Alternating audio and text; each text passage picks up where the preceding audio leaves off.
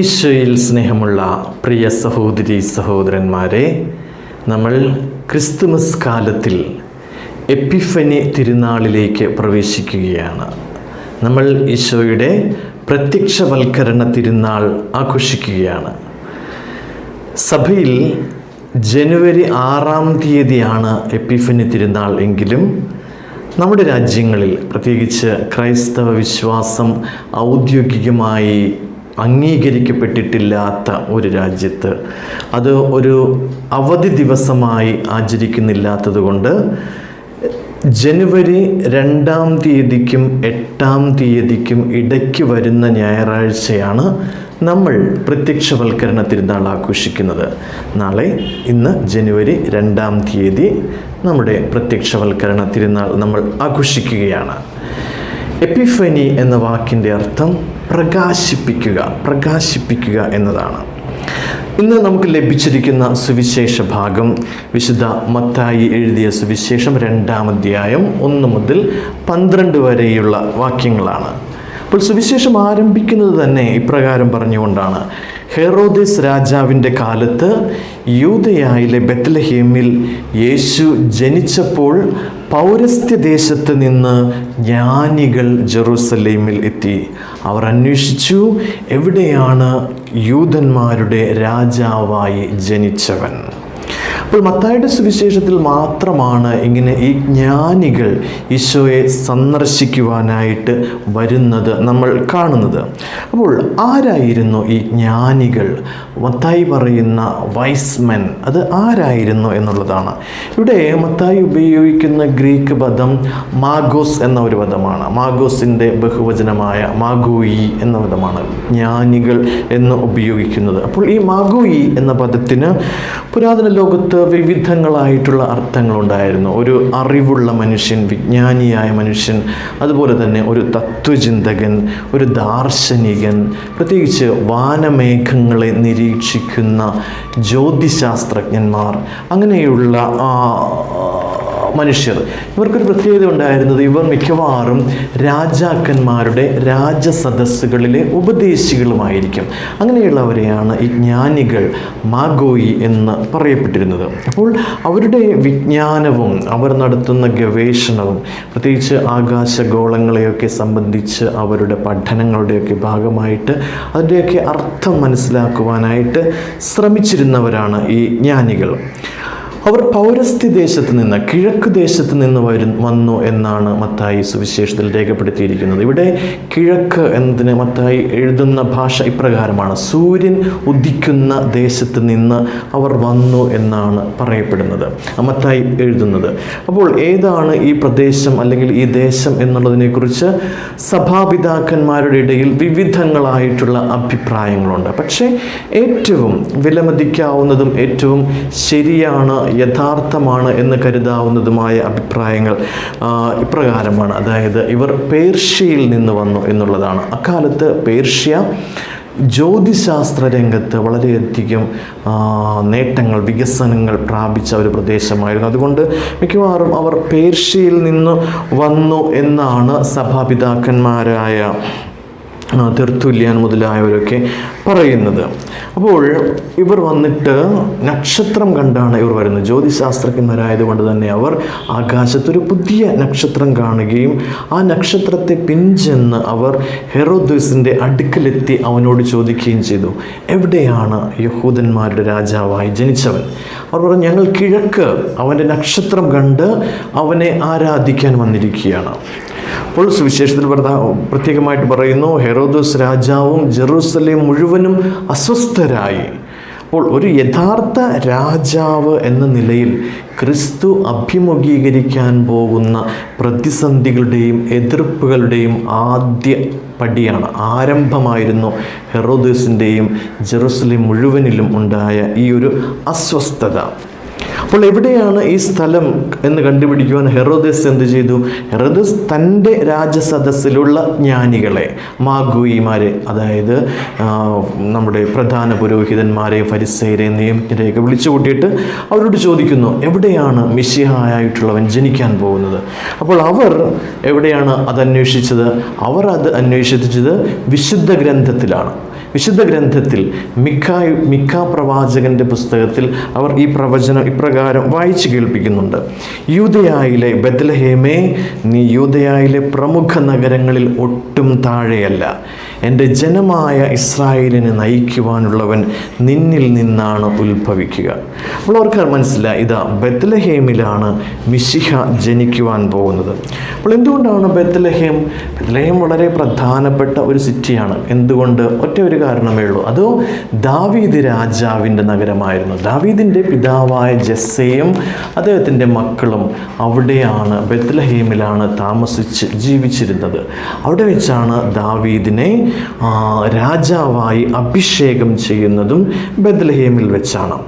അങ്ങനെ പ്രധാന പുരോഹിതന്മാരും നിയമജ്ഞരും ഹെറോദോസിനോട് വിശുദ്ധ ഗ്രന്ഥം നോക്കി കൃത്യമായി എവിടെയാണ് മിശിഹ എന്ന ആ രാജാവിൻ്റെ ജനനം എന്ന് പറയുന്നു.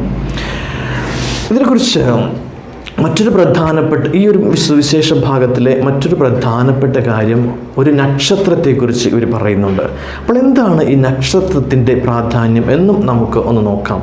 പഴയ നിയമത്തിലാണ് നമ്മൾ ഈ ഒരു നക്ഷത്രത്തെക്കുറിച്ച് പറയുന്നത്. പ്രത്യേകിച്ച് സംഖ്യാപുസ്തകത്തിൽ ബാലാമിൻ്റെ പ്രവചനം എന്നറിയപ്പെടുന്ന ആ ഒരു പ്രവചനം, സംഖ്യാപുസ്തകം 24-ാം അധ്യായം 15 മുതൽ 17 വരെയുള്ള ആ വാക്യങ്ങൾ ഇപ്രകാരമാണ്. ബാലാം എന്ന് പറയുന്നത് ഒരു യഹൂദനായിരുന്നില്ല, ഒരു വിജാതീയനായിട്ടുള്ള പ്രവാചകനായിരുന്നു. അപ്പോൾ നോക്കുക, ദൈവം വിജാതീയരെ പണ്ട് മുതലേ ദൈവം തിരഞ്ഞെടുക്കുന്നുണ്ട്. ദൈവത്തിൻ്റെ പദ്ധതികൾ മുന്നോട്ട് കൊണ്ടുപോകുവാനായിട്ട് ഇസ്രായേലിനെയാണ് മുഖ്യമായിട്ടും ദൈവം ആദ്യം തിരഞ്ഞെടുത്തതെങ്കിലും വിജാതീയരെയും അതിൽ പങ്കുകാരാക്കുന്നുണ്ട് എന്നുള്ളതിന് ഈ ബാലാമിൻ്റെ ഉദാഹരണം നമ്മുടെ മുൻപിലുണ്ട്. അപ്പോൾ ബാലാം വിജാതീയനായിരുന്നിട്ട് കൂടി ബാലാം ഇപ്രകാരം പ്രവചിക്കുന്നുണ്ട്.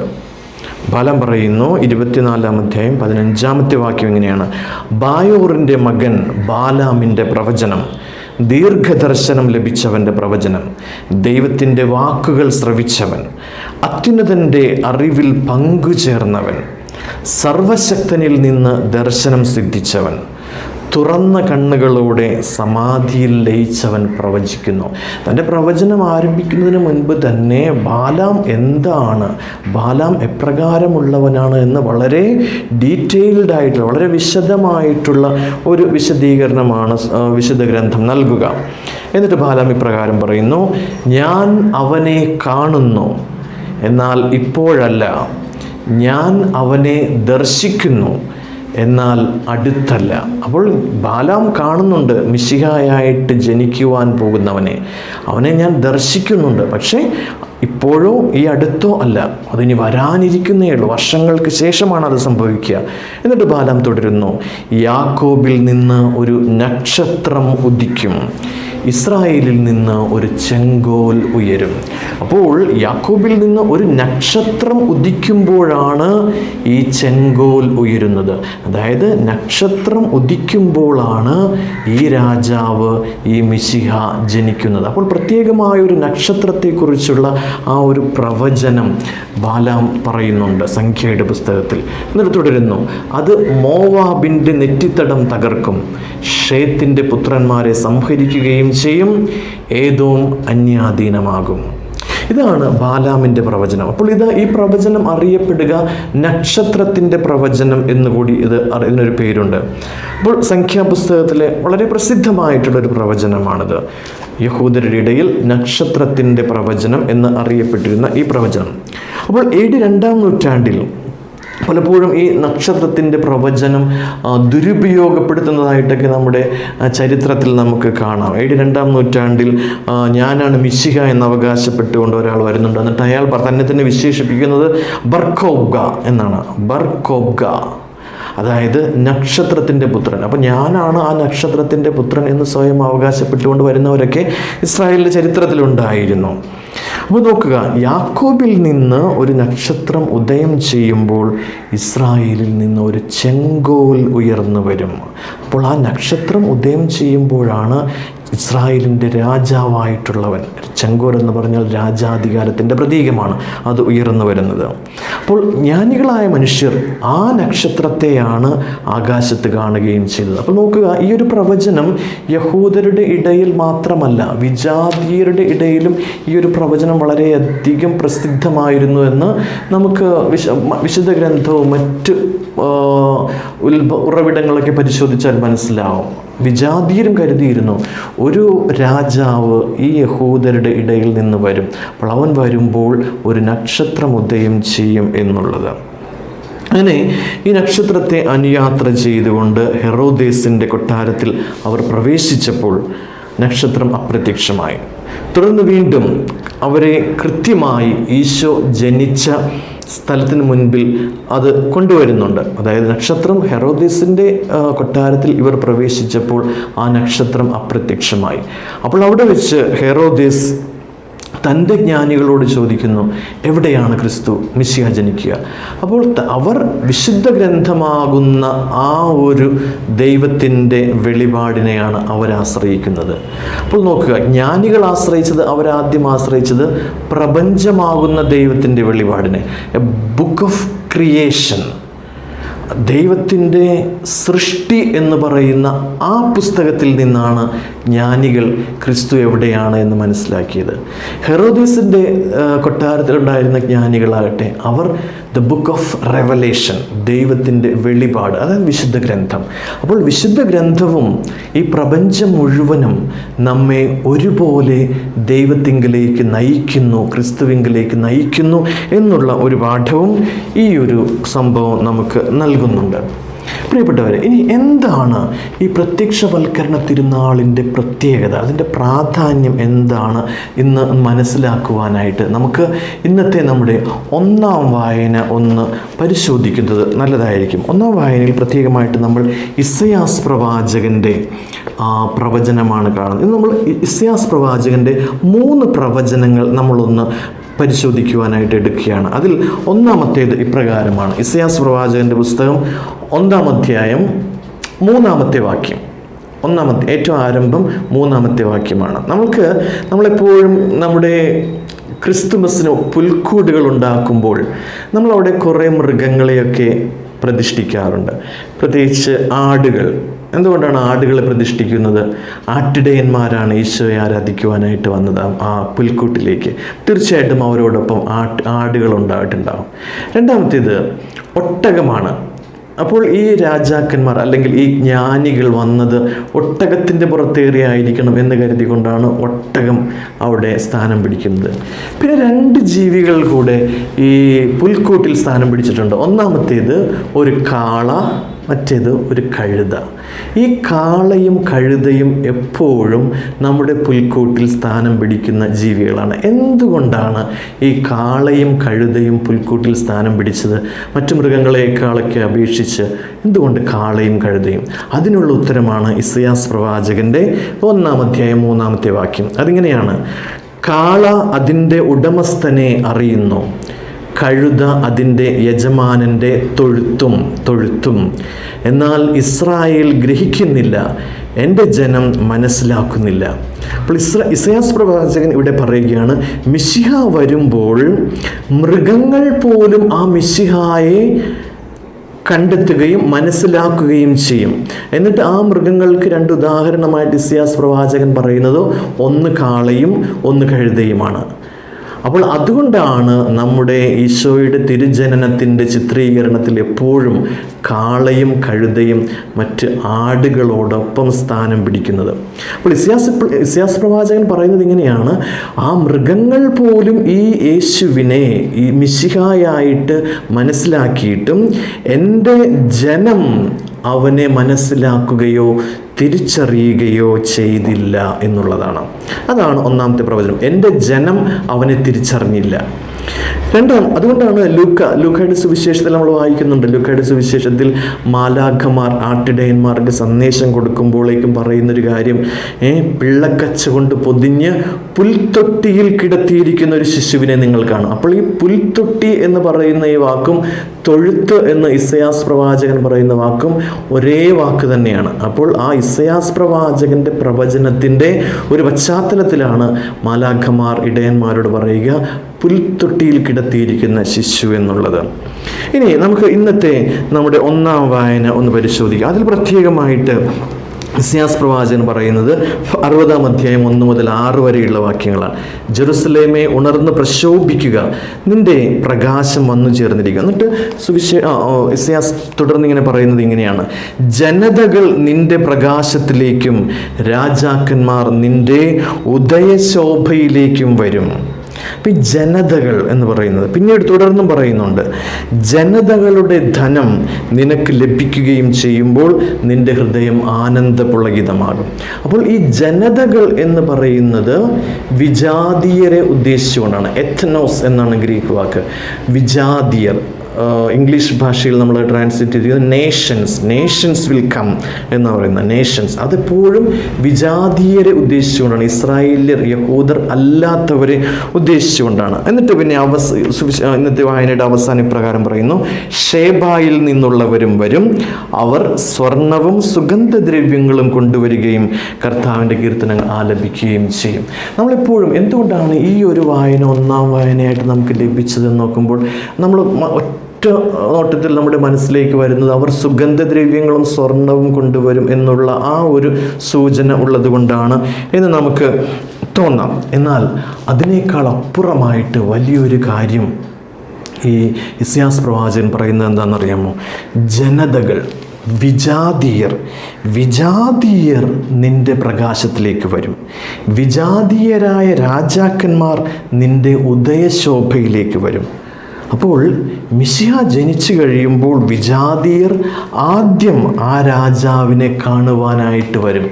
അതിനുശേഷമാണ് ഇസ്രായേലിലെ നഷ്ടപ്പെട്ടുപോയ ഗോത്രങ്ങൾ തിരികെ വരിക. അപ്പോൾ നോക്കുക, ആദ്യം ഈ മിശിഹായെ ഐഡൻറ്റിഫൈ ചെയ്യുന്നത്, തിരിച്ചറിയുന്നത് വിജാതീയരായിരിക്കും. എൻ്റെ ജനം മനസ്സിലാക്കിയില്ല എന്ന് യെശയ്യാ പ്രവാചകൻ ആദ്യം പറയുന്നുണ്ട്. എൻ്റെ ജനം മനസ്സിലാക്കിയില്ല. വിജാതീയർ അവരാണ് ഈശോയെ മനസ്സിലാക്കുന്നതും അവിടുത്തെ അന്വേഷിച്ച് വരുന്നതും എന്ന് ഇസയാസ് നേരത്തെ തന്നെ പറയുന്നുണ്ട്. ഇതാണ് ആ ഒരു പ്രവചനമാണ് ഈ 3 വിജാതീയരായിട്ടുള്ള വിജ്ഞാനികളിൽ പൂർത്തിയാവുന്നത്. അവർ വിജാതീയരായിരുന്നു. അവർ കിഴക്ക് ദേശത്ത് നിന്ന്, ഇസ്രായേലിന് പുറത്തുള്ള ഒരു ദേശത്ത് നിന്ന് അവൻ്റെ നക്ഷത്രം കണ്ട് അവനെ ആരാധിക്കുവാനും കാഴ്ചകൾ സമർപ്പിക്കുവാനുമായിട്ട് എത്തുകയാണ്. അപ്പോൾ വളരെ വിപ്ലവകരമായിട്ടുള്ളൊരു പ്രവചനമാണത്. മറ്റൊരു പ്രവചനം ഇസ്യാസ് പ്രവാചകൻ്റെ 66-ാം അധ്യായത്തിലെ ഒരു പ്രവചനമാണ്. അത് നമുക്ക് ഒന്ന് വായിക്കാം. അത് പ്രകാരമാണ്: ഞാൻ അവരുടെ ചെയ്തികളും ചിന്തകളും അറിയുന്നു. ഞാൻ എല്ലാ ജനതകളെയും സകല ഭാഷകളും സംസാരിക്കുന്നവരെയും ഒരുമിച്ച് കൂട്ടാൻ വരുന്നു. അവർ വന്ന് എൻ്റെ മഹത്വം ദർശിക്കും. അവരുടെ ഇടയിൽ ഞാനൊരു അടയാളം സ്ഥാപിക്കും. എന്നിട്ട് ഇങ്ങനെ പറഞ്ഞു പോയിട്ട്, കർത്താവിൻ്റെ ഭവനത്തിലേക്ക് ഇസ്രായേൽക്കാർ ശുചിയായ പാത്രത്തിൽ ധാന്യ ബലിവസ്തുക്കൾ കൊണ്ടുവരുന്നത് പോലെ അവർ, വിജാതീയർ, നിങ്ങളുടെ സഹോദരന്മാരെ എല്ലാ ജനതകളിലും നിന്നും കുതിരപ്പുറത്തും രഥങ്ങളിലും പല്ലക്കുകളിലും കോവർ കഴുതകളുടെയും ഒട്ടകങ്ങളുടെയും പുറത്തും കയറ്റി എൻ്റെ വിശുദ്ധഗിരിയായ ജെറുസലേമിലേക്ക് കാഴ്ചയായി കൊണ്ടുവരും. ഏറ്റവും പ്രധാനപ്പെട്ടതാണ് ഇനി വരാൻ പോകുന്നത്: അവരിൽ നിന്ന് കുറേ പേരെ പുരോഹിതന്മാരും ലേവ്യരുമായി ഞാൻ തിരഞ്ഞെടുക്കും. കർത്താവ് അരുളി ചെയ്യുന്നു. പ്രിയപ്പെട്ടവരെ, ഈ ഒരു പ്രവചനം വളരെ വിപ്ലവാത്മകമാണ്. കാരണം വിജാതീയരായിട്ടുള്ളവർക്ക് ജെറുസലേം ദേവാലയത്തിലേക്ക് പ്രവേശനം നിഷേധിച്ചിരുന്നൊരു സമയമാണ്. ജെറുസലേം ദേവാലയത്തിൻ്റെ അതിവിശുദ്ധ സ്ഥലത്തേക്ക് വിജാതീയർക്ക് പ്രവേശിക്കാൻ സാധിക്കില്ല.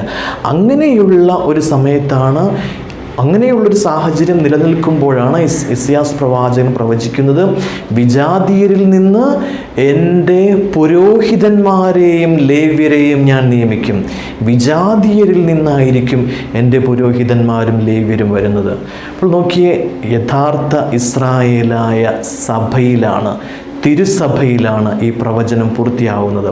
ഇന്ന് ഞാനും മറ്റ് പുരോഹിതന്മാരുമൊക്കെ കർത്താവിൻ്റെ പുരോഹിതന്മാരായി വേല ചെയ്യുന്നുണ്ടെങ്കിൽ, വർഷങ്ങൾക്ക് മുൻപ്, നൂറ്റാണ്ടുകൾക്ക് മുൻപ്, സഹസ്രാബ്ദങ്ങൾക്ക് മുൻപ് ഇസയാസ് പ്രവാചകൻ ചെയ്ത വിജാതീയരിൽ നിന്ന് ഞാൻ എൻ്റെ പുരോഹിതന്മാരെ തിരഞ്ഞെടുക്കും എന്ന് കർത്താവ് അരുളി ചെയ്ത ആ കർത്താവിലൂടെ ഇസയാസ് പ്രവാചകൻ നൽകിയ ആ പ്രവചനത്തിൻ്റെ പൂർത്തീകരണമാണ്. ഇന്ന് സഭ എന്ന് പറഞ്ഞാൽ യഹൂദരെ മാത്രം ഉൾക്കൊള്ളുന്നതല്ല, യഹൂദരെയും ലോകത്തിലുള്ള സകല ജനതകളെയും, ഓൾ നേഷൻസ്, സകല ജനതകളെയും ഉൾക്കൊള്ളുന്ന ഒരു ജനമായിട്ട് സഭ മാറിയെങ്കിൽ അത് അവിചാരിതമായിട്ട് സംഭവിച്ചതല്ല. ദൈവത്തിൻ്റെ അനന്തമായ പദ്ധതിയുടെ ഭാഗമായിട്ട് നൂറ്റാണ്ടുകൾക്ക് മുൻപ് പ്രവാചകന്മാരിലൂടെ അവിടുന്ന് പ്രവചിച്ച സത്യങ്ങളുടെ യാഥാർത്ഥീകരണമാണ് ഇന്നത്തെ നമ്മുടെ കത്തോലിക്ക തിരുസഭ. അവിടെ വിജാതീയരായിട്ടുള്ളവർ, യഹൂദരല്ലാത്തവർ ദൈവമായ കർത്താവിൻ്റെ പുരോഹിതരായി മാറും. ഏക സത്യദൈവമായ ഇസ്രായേലിൻ്റെ ദൈവമായ കർത്താവായ ഈശോയുടെ, മനുഷ്യനായി അവതാരം ചെയ്ത ഈശോയുടെ പുരോഹിതന്മാരായിട്ട് മാറുകയും മറ്റെല്ലാ ജനതകളെയും അവർ കർത്താവിൻ്റെ വിശുദ്ധഗിരിയിലേക്ക് കൊണ്ടുവരികയും ചെയ്യും. ഈ വിജാതീയരായ പുരോഹിതന്മാർ ഇന്ന് ലോകം മുഴുവനും ഈ ഏക സത്യദൈവമായ കർത്താവിനെ പ്രഘോഷിച്ചുകൊണ്ട് കർത്താവിങ്കിലേക്ക്, കർത്താവിൻ്റെ വിശുദ്ധഗിരിയിലേക്ക് ലോകം മുഴുവനിലുമുള്ള വിജാതീയരെയും എല്ലാ ജനതകളെയും കൊണ്ടുവരുന്നത് വിജാതീയരായിരുന്ന പുരോഹിതന്മാർ തന്നെയാണ്. വിജാതീയരായിരുന്നവരിൽ നിന്ന് പുരോഹിതന്മാരായി കർത്താവ് തിരഞ്ഞെടുത്ത എല്ലാ വൈദികരും, എല്ലാ പുരോഹിതന്മാരും, സന്യാസികളും മിഷണറിമാരും അവരാണ്. അപ്പോൾ ആ ഒരു പ്രവചനം വളരെ വലുതാണ്. അതിൻ്റെ പൂർത്തീകരണമാണ് നമ്മൾ പ്രത്യക്ഷവൽക്കരണ തിരുനാളിൽ ആഘോഷിക്കുന്നത്. അപ്പോൾ സഭയെ സംബന്ധിച്ചിടത്തോളം പ്രത്യക്ഷവൽക്കരണ തിരുനാൾ എന്ന് പറഞ്ഞാൽ സഭയുടെ സ്വയം വെളിപ്പെടുത്തലിൻ്റെ തിരുനാളാണ്. ക്രിസ്തു സ്വയം വെളിപ്പെടുത്തിയതാണെങ്കിൽ തന്നെയും സഭ സ്വയം വെളിപ്പെടുത്തുന്നതാണ്. ഇതാണ് സഭ. ദൈവത്തിൻ്റെ മനസ്സിലെ പദ്ധതിയുടെ സഫലീകരണമാണ് സഭ. നൂറ്റാണ്ടുകളായുള്ള പ്രവാചകന്മാരുടെ പ്രവചനത്തിൻ്റെ സഫലീകരണമാണ് സഭ. യഹൂദരിൽ നിന്നും വിജാതീയരിൽ നിന്നും എല്ലാ ജനതകളിൽ നിന്നും എല്ലാവരെയും ഒരുമിച്ച് കൂട്ടുകയും അവരിൽ നിന്ന് പുരോഹിതരെ സൃഷ്ടിക്കുകയും ചെയ്യുന്ന കർത്താവായ ദൈവത്തിൻ്റെ അനന്ത പദ്ധതിയുടെ യാഥാർത്ഥീകരണമാണ് തിരുസഭ എന്നുള്ള വലിയ ഒരു സന്ദേശം, വലിയ ഒരു സത്യം നമ്മോട് പറയുന്ന തിരുനാളാണ് ഈ പ്രത്യക്ഷവൽക്കരണ തിരുനാൾ. ഈ മൂന്ന് ജ്ഞാനികൾ, ഈ മൂന്ന് വിജ്ഞാനികൾ ഈ എല്ലാ ജനതകളുടെയും പ്രതിനിധികളാണ്. ലോകം മുഴുവനിലുമുള്ള എല്ലാ വിജാതീയരുടെയും പ്രതിനിധികളാണ് ഈ മൂന്ന് പേർ. പ്രിയപ്പെട്ടവരെ, കർത്താവിൻ്റെ ഈ സത്യസഭയിൽ, കർത്താവിൻ്റെ ഈ യഥാർത്ഥ സഭയിൽ അംഗങ്ങളായിരിക്കുവാനായിട്ട് ഭാഗ്യം ലഭിച്ച നമുക്ക് അവിടുത്തെ സ്തുതിക്കാം. ഒരു നിമിഷം നമുക്ക് കണ്ണുകളടച്ച് പ്രാർത്ഥിക്കാം. പിതാവായ ദൈവമേ, അങ്ങയുടെ പുത്രനെ ഞങ്ങൾക്ക് വെളിപ്പെടുത്തി അയച്ചു തന്നതിന് ഞങ്ങൾ അങ്ങേക്ക് നന്ദി പറയുന്നു. അങ്ങയുടെ പുത്രനിലൂടെ ലോകം മുഴുവനും എല്ലാ ജനതകളും അങ്ങയുടെ സത്യസഭയിലേക്ക് ചേർക്കുവാനായി അങ്ങ് തിരുമനസ്സായതിനും അവിടെ അവർ പുരോഹിതരായും ലേവ്യരായും ശുശ്രൂഷ ചെയ്യുവാനായി ഞങ്ങളെ തിരഞ്ഞെടുത്തതിനും പ്രത്യേകമായി ഞങ്ങൾ അങ്ങേക്ക് നന്ദി പറയുന്നു. കർത്താവായ ക്രിസ്തു വഴി ഞങ്ങൾ സമർപ്പിക്കുന്ന പ്രാർത്ഥന കേട്ടരുളണമേ. ആമേൻ. എല്ലാവർക്കും പ്രത്യക്ഷവൽക്കരണ തിരുനാളിൻ്റെ ഹൃദയംഗമമായ മംഗളങ്ങൾ. നല്ല ഒരു ഞായറാഴ്ച ആശംസിക്കുന്നു. നന്ദി.